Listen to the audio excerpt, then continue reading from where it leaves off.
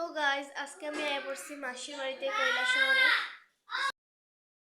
শীতের প্রথমে পিঠা খাইয়া লাগতেছি।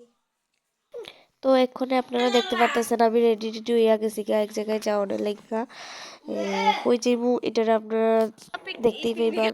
কৈলাসহরে আসিল একটা মেলা, মেলাটা হলো সংহতি মেলা। আমরা সবাই গেছিলাম এখানে ঘুরতে। আর আপনারা দেখতেই পাইতেছেন অনেক অনেক ভিড় হইছে এখানে। আর অনেক দোকান লইয়া বইছে, কি আচার টাচার খাওয়ানোর দোকান, এই পুতুল টুতুল সব কিছুর দোকান নিয়ে বইছে। আর অনেক ধরনের জিনিসপত্র, ঘরের জিনিসপত্রও নিয়ে বইছিল। আর আমরা সবাই গেছিলাম ঘুরতে ঘুরতে।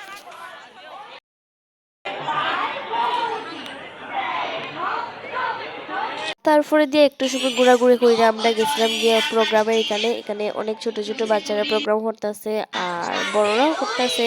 তো আমি একটা প্রোগ্রাম দেখছি, আমার খুবই ভালো লাগছে প্রোগ্রামটা। আপনারা দেখলে আপনারা ভালো লাগবো। এটা হলো আমরা ঐতিহাসিক পুরানো মনসা মঙ্গল। আমার খুবই ভালো লাগছে আর আমার শরীরের সব রুম কাটা দিয়ে উঠছে, খুবই সুন্দর হয়েছে। আপনারা দেখেন।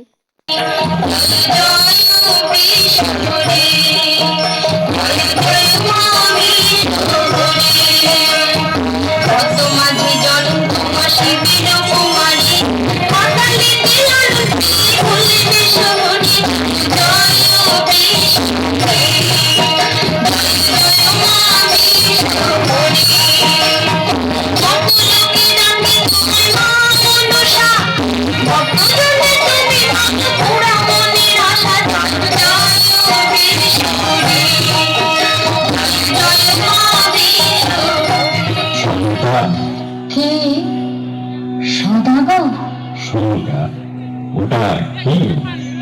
আমার আরাধ্য দেব শিবের মন্দিরে বাণিজ্য যাত্রাকালে আমারই লুকায়ে আমারই গৃহেতে গোপনে গোপনে তুমি ওই চ্যাংড়ি কালী মনসারে পূজা করো। ওরে ছোলা গলা পটিয়সী বিশ্বাসঘাতিনী নারী, বলো তো কতদিন এই মতো ঠকাও আমারে? এই তোর কানি ঘট। কি করো সদাগর? পায়ে পড়ি তব, ভাঙিও না মাতৃরূপা মনসার ঘর। সর্বনাশ হবে সংসারে। যে সংসারে ধর্মপত্নী ষড়যন্ত্র করে তার সর্বনাশ হয়ে গেছে। এই দেখ